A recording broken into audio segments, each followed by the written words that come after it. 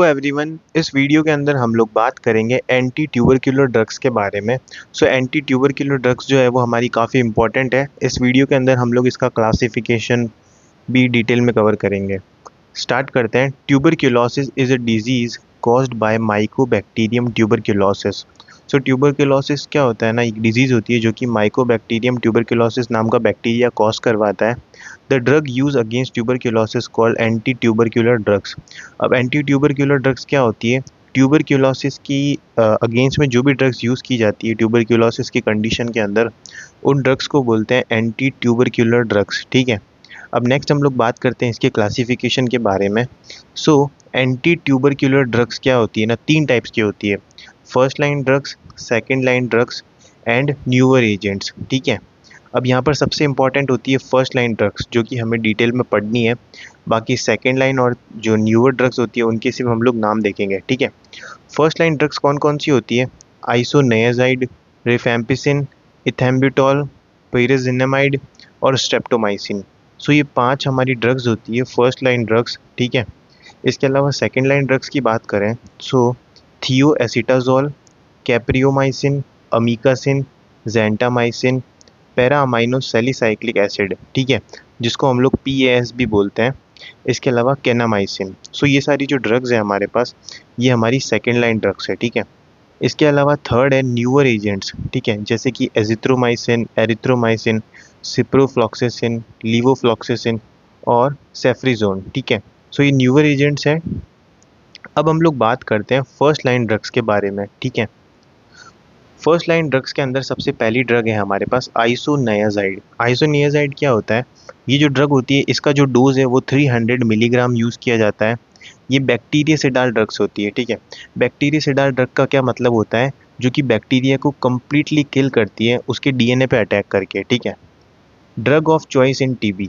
अगर हमको पूछा जाए कि ड्रग ऑफ चॉइस जो होती है TB यानी ट्यूबरक्युलोसिस के केस में कौन सी होती है, तो वो भी आइसोनियाजाइड होती है। ठीक है।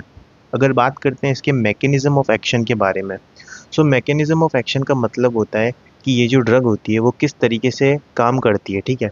इसका मैकेनिज्म ऑफ एक्शन क्या है? Isoniazid inhibits mycolic acid synthesis in bacterial cell wall. जो बैक्टीरियल सेल वॉल होती है ना, वहाँ पर माइकोनिक एसिड का जो सिंथेसिस होता है उसको ये इनहिबिट करती है जाके, और बैक्टीरिया की ग्रोथ को रोकती है। ठीक है।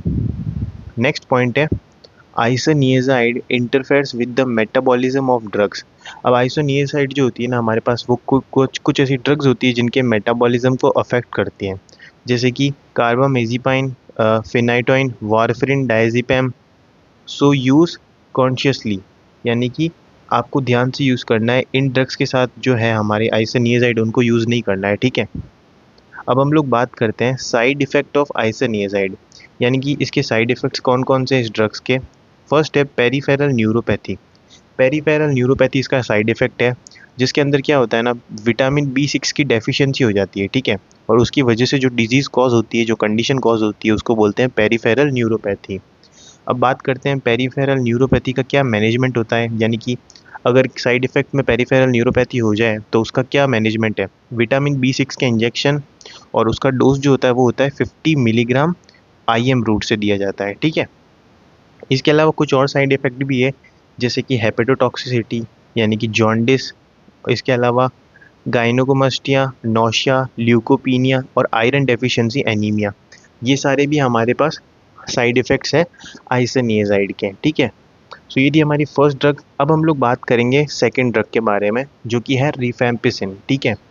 ये कौन सी ड्रग्स होती है? बैक्टीरियासिडाल ड्रग्स। ये भी बैक्टीरियासिडाल ड्रग्स है, यानी कि ये भी कम्प्लीटली बैक्टीरिया को किल करती है। ठीक है। इसके अलावा इसका जो ओरली रूट से दिया जाता है इसको, और इसका जो डोज होता है वो 450 मिलीग्राम होता है। ठीक है। इसका एक डोज दिया जाता है। अगर बात करें इसके मैकेनिज्म ऑफ एक्शन के बारे में, यानी कि किस तरीके से जाकर एक्ट करती है बॉडी में, इनहिबिट DNA पॉलीमरेज सिंथेसिस, यानी कि जो DNA पॉलीमरेज का सिंथेसिस है ना, उसको जाकर के इनहिबिट करती है और बैक्टीरिया को कम्प्लीटली किल करती है। ठीक है। It is safe in pregnancy, यानी कि ये जो ड्रग है प्रेगनेंसी के अंदर सेफ़ है। प्रेगनेंसी के अंदर हम लोग इसको दे सकते हैं। मोस्ट इफेक्टिव ATT, यानी एंटी ट्यूबरक्युलर ड्रग। सबसे इफेक्टिव जो एंटी ट्यूबरक्युलर ड्रग है हमारी, वो कौन सी है? रिफैम्पिसिन। ठीक है। Cause renal damage so avoid in kidney patient. अब किसी भी पेशेंट को अगर किडनी से रिलेटेड कोई भी डैमेज है या कोई भी प्रॉब्लम है तो उसके अंदर इसको अवॉइड करना है, ठीक है। Rifampicin interfere with the metabolism of oral contraceptives, it decrease the effect of OCP. यानी कि जो रिफेम्पिसिन है ना, वो हमें ऐसे पर्सन को नहीं देनी है जो कि ओरल कॉन्ट्रासेप्टिव यूज़ कर रहा है। ओरल कॉन्ट्रासेप्टिव कब यूज़ करते हैं? अनवांटेड प्रेगनेंसी को ख़त्म करने के लिए, ठीक है। अगर हम लोग रिफेम्पिसिन को ओरल कॉन्ट्रासेप्टिव्स के साथ देंगे तो ये क्या करेगा ना, डिक्रीज़ कर देगा इसके इफ़ेक्ट को, यानी कि ओरल कॉन्ट्रासेप्टिव के इफ़ेक्ट को ये डिक्रीज़ कर देगी, ठीक है। इसलिए रिफेम्पिसिन को अवॉइड करना है ओरल कॉन्ट्रासेप्टिव वाले पेशेंट के अंदर। इसके साथ में हम बात करते हैं common side effect of rifampicin. तो इसके क्या क्या साइड इफ़ेक्ट होते हैं इस ड्रग के? फर्स्ट है हेपेटोटॉक्सिसिटी। हेपेटोटॉक्सिसिटी कॉज करता है ये, जॉन्डिस देखने को मिलता है इसकी वजह से। म्यूकोक्यूटेनियस सिंड्रोम भी यहाँ पर देखने को मिलता है रिफेम्पिसिन के साइड इफ़ेक्ट में। इसके अलावा renal failure, orange red colour secretion of body, यानी बॉडी के जो सीक्रेशन होते हैं ना उनको ऑरेंज रेड कलर में कन्वर्ट कर देता है ये, जैसे कि सलाइवा को, यूरिन को, सीमन को और टीयर्स को, ठीक है। सो ये सारे इसके साइड इफ़ेक्ट होते हैं। इसके अलावा कुछ और भी यूजेस है रिफेम्पिसिन के। ट्यूबरक्यूलोसिस में तो ये यूज़ आती ही है। इसके साथ में मेनिंगोकोकल मेनिंजाइटिस के अंदर भी हम लोग एंटी ट्यूबरक्यूलर ड्रग्स को यूज़ करते हैं। इसके अलावा ब्रूसिलोसिस, डिप्थीरिया और लेप्रोसी, ये भी कुछ कंडीशंस होती है जिनके ऊपर हम लोग वीडियो डिटेल में कवर करेंगे। इन कंडीशंस के अंदर भी हम लोग एंटी ट्यूबरक्यूलर ड्रग्स को यूज़ करते हैं, ठीक है। अब नेक्स्ट हम लोग बात करते हैं थर्ड टाइप की, जो कि है पायरेजिनेमाइड, ठीक है। सो ये हमारी थर्ड ड्रग है। अब बेसिकली ये क्या होती है? वीक बैक्टीरियासिडाल, यानी कि ये बैक्टीरिया को कम्प्लीटली किल नहीं करती है, ये बैक्टीरिया की ग्रोथ को एक तरीके से रिड्यूस कर देती है काफ़ी हद तक, ठीक है। डोज जो होता है इसका 1500 मिलीग्राम दिया जाता है ओरली, ठीक है। वर्क इन एसिडिक मीडियम, और ये एसिडिक मीडियम के अंदर ज़्यादा अच्छे तरीके से काम करती है। अब बात करते हैं इसके साइड इफ़ेक्ट के बारे में। जो पायरेजिनेमाइड है उसका सबसे मोस्ट कॉमन साइड इफ़ेक्ट क्या होता है कि increase serum uric acid level, यानी कि जो सीरम होता है ना हमारे बॉडी के अंदर, उसके यूरिक एसिड लेवल को ये इंक्रीज़ कर देती है, जिसकी वजह से आपको गाउट की कंडीशन भी देखने को मिलती है। गाउट की कंडीशन मतलब कि गाउट अर्थराइटिस, ठीक है। अब अगर आपको जानना है कि गाउट अर्थराइटिस क्या होता है तो उसके ऊपर आप वीडियो देख सकते हैं हमारे चैनल के ऊपर। सो बेसिकली क्या होता है ना, जो नॉर्मल लेवल होता है हमारे पास सीरम यूरिक एसिड लेवल, वो होता है 2.5 से लेकर 8 मिलीग्राम पर डेसीलीटर। सो अगर इससे ज़्यादा सीरम यूरिक एसिड का लेवल बढ़ जाए तो उसको हम लोग काउंट करेंगे गाउट अर्थराइटिस के अंदर, ठीक है। इसके अलावा फीवर और रैशेस भी देखने को मिलते हैं इसके साइड इफ़ेक्ट।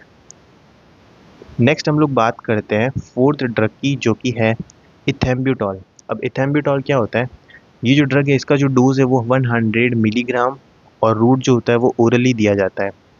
ओनली बैक्टीरियोस्टैटिक, अब यही एक ओनली बैक्टीरियोस्टैटिक ड्रग है, यानी कि ये जो होती है ये बैक्टीरिया को कम्प्लीटली किल नहीं करती है, बस उसकी ग्रोथ को जो है ना वो रिड्यूस कर देती है, ठीक है। अगर हम लोग बात करें इसके साइड इफ़ेक्ट के बारे में, सो ऑप्टिक न्यूराइटिस इसका साइड इफ़ेक्ट है। इसके अलावा डैमेज सेकंड ऑप्टिक नर्व, ये ऑप्टिक नर्व को भी डैमेज कर देती है इसके साइड इफ़ेक्ट में, जिसकी वजह से ब्लाइंडनेस देखने को मिलता है, हेपेटोटॉक्सिसिटी देखने को मिलती है और पेरिफेरल न्यूरोपैथी भी देखने को मिलती है, ठीक है। पेरिफेरल न्यूरोपैथी के अंदर क्या होता है कि विटामिन B6 की जो होती है डेफिशिएंसी हो जाती है, ठीक है। इसके अलावा नेक्स्ट हम लोग लास्ट बात करेंगे स्ट्रेप्टोमाइसिन के बारे में। अब स्ट्रेप्टोमाइसिन क्या होता है ना, इसका जो डोज यूज़ किया जाता है वो किया जाता है 112 मिलीग्राम और जो रूट है वो IM के द्वारा दिया जाता है। ये हमारी first line only ATT give by IM route. जो एंटी ट्यूबरक्युलर ड्रग्स है सिर्फ ऐसी एक ही ड्रग है जो कि IM रूट से दी जाती है और वो है स्ट्रेप्टोमाइसिन, ठीक है। अब बात करें स्ट्रेप्टोमाइसिन के साइड इफ़ेक्ट्स के बारे में। सो नेफ्रोटॉक्सिसिटी कॉज करवाती है, इसके लिए इसको किडनी पेशेंट के अंदर अवॉइड किया जाता है जनरली। इसके अलावा डैमेज 8th क्रेनियल नर्व, और इसका एक काफ़ी कॉमन साइड इफ़ेक्ट भी है कि ये 8th क्रेनियल नर्व को डैमेज करती है, जिसकी वजह से डेफनेस या फिर आप ऐसा बोल सकते हो कि पेशेंट को सुनाई देना बंद हो जाता है, ठीक है। इसके अलावा कॉन्ट्राइंडिकेशन, यानी कि इसको कब नहीं देना है हमारी स्ट्रेप्टोमाइसिन ड्रग को, प्रेगनेंसी के केस में नहीं देना है, ठीक है। प्रेगनेंसी के केस में अगर हम लोग स्ट्रेप्टोमाइसिन को यूज़ करेंगे ना तो जो बच्चा पैदा होगा उसके अंदर भी डेफनेस देखने को मिलेगा, यानी कि उसको भी हियरिंग लॉस की कंडीशन देखने को मिलेगी, ठीक है। सो ये था हमारा पूरा टॉपिक। आई होप आपको पूरा टॉपिक समझ आया होगा। अगर आपको इस टॉपिक की कंप्लीट PDF चाहिए तो आप टेलीग्राम चैनल NSG लाइब्रेरी जाकर उसको डाउनलोड कर सकते हो।